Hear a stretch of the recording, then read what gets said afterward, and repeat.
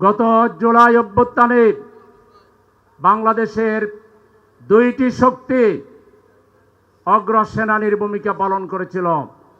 তার একটা ছিল ছাত্র সমাজ। জুলাই অভ্যুত্থানের মূল নায়ক আমাদের দেশের ছাত্র সমাজ। তাদের অন্যতম শক্তি ছিল বাংলাদেশ ইসলামী ছাত্র শিবির। নেপথ্যের মূল নায়ক ছিল ইসলামী ছাত্র শিবির। আর এই আন্দোলনে সবচেয়ে বেশি ত্যাগ স্বীকার করেছে আমাদের সম্মানিত আমির জামাত। সেদিন এক প্রোগ্রামে বলেছেন 62% শহীদদের মধ্যে 62% শহীদ হয়েছে শ্রমজীবী সমাজ। সুতরাং শ্রমজীবী ভাইদের বিগত জাতীয় সংসদ নির্বাচনে বিরাট ভূমিকা ছিল।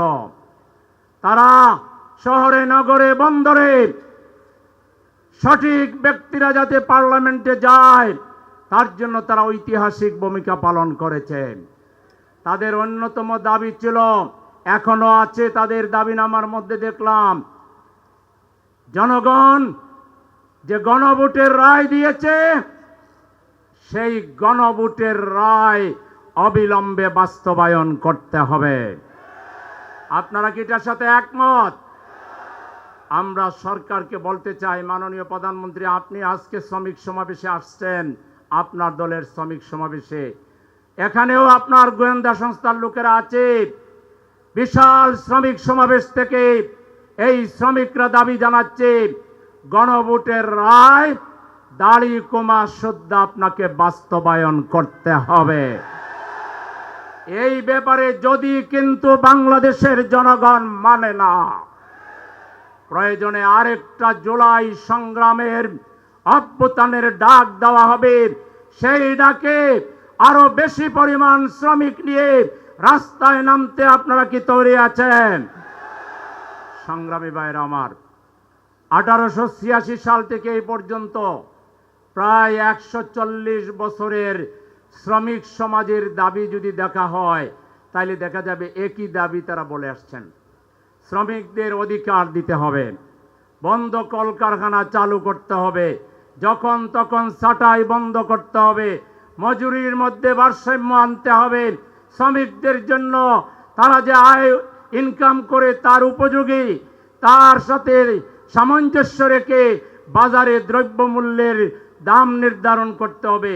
এরকম 100টা দাবির কথা যদি বলি দেখা যাবে যে ওই এক দাবি আপনারা বলছেন, দাবির জায়গায় আছে, দাবি পূরণের কেউ নাই।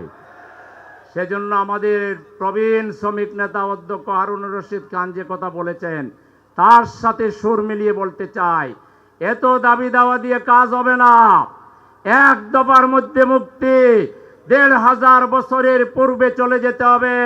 মুহাম্মদুর রাসূলুল্লাহ সাল্লাল্লাহু আলাইহি সাল্লাম শ্রমিক সমাজের জন্য যে মূল্যবোধের কথা বলেছেন, শ্রমিক সমাজের জন্য যে ধরনের মানবিক আচরণ করেছেন, সেই শ্রমিক সমাজের জন্য সেই মূল্যবোধ, সেই ন্যায়বোধ, সেই ইনসাফ, সেই কোরআনের শাসন বাংলাদেশে কায়েম করতে হবে। আল্লাহর রাসূল যখন এসেছিলেন তখনও সমাজে দাবি দেওয়ার শেষ ছিল না, কিন্তু আল্লাহ রাসূল অসংখ্য দাবি পূরণের দিকে যাননি। তিনি এক দফার কথা মানুষকে বলেছিলেন, কুলু লা ইলাহা ইল্লাল্লাহ তুফলিহুন। এই এক দফার মধ্যেই সকল দফার মুক্তি নিশ্চিত হয়েছিল। সুতরাং আগামী দিনেও আমরা শ্রমিক সমাজ, ছাত্র সমাজ, গণমানুষ ঐক্যবদ্ধ হয়ে এদেশে কোরআনের সমাজ প্রতিষ্ঠার বিপ্লবী আন্দোলন, জামাত ইসলামের হাতকে শক্তিশালী করে একটি ইসলামী মূল্যবোধের সরকার আমরা প্রতিষ্ঠা করে শ্রমিক সমাজ সহ সমাজের প্রতিটি শ্রেণী পেশার মানুষের অধিকার আমরা প্রতিষ্ঠা করব। সেই সংগ্রামে, সেই আন্দোলনে দেশবাসীকে আমাদের সাথে সম্পৃক্ত হওয়ার, আমাদেরকে সমর্থন করার আমরা আহ্বান জানাচ্ছি। আলহামদুলিল্লাহ, এতদিন মানুষ বলতো আপনারা তো অনেক ভালো সংগঠন, মজবুত সংগঠন, কিন্তু জনসমর্থন নাই। গত নির্বাচনে ঈদের আনন্দে মানুষ যেভাবে বাড়িতে যায়, পাবলিক প্লেসে, বাসে, ট্রেনে, লঞ্চে একটা মাত্র স্লোগান ছিল, মার্কা আছে কি? সেই মার্কার নাম কি?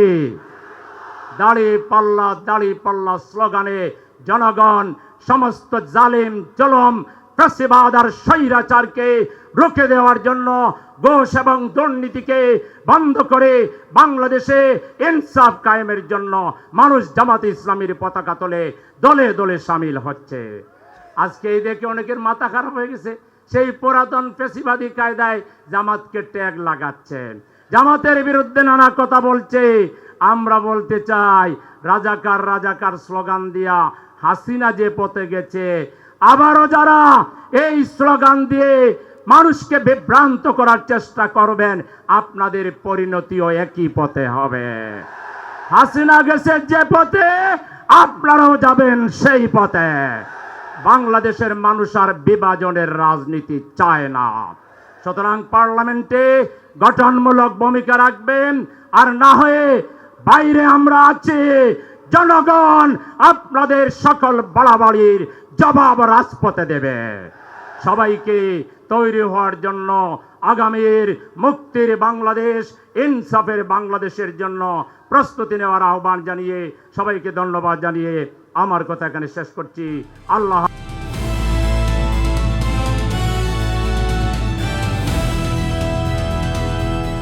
দিনাজপুর টিভি, মানুষের জীবনের কথা বলে।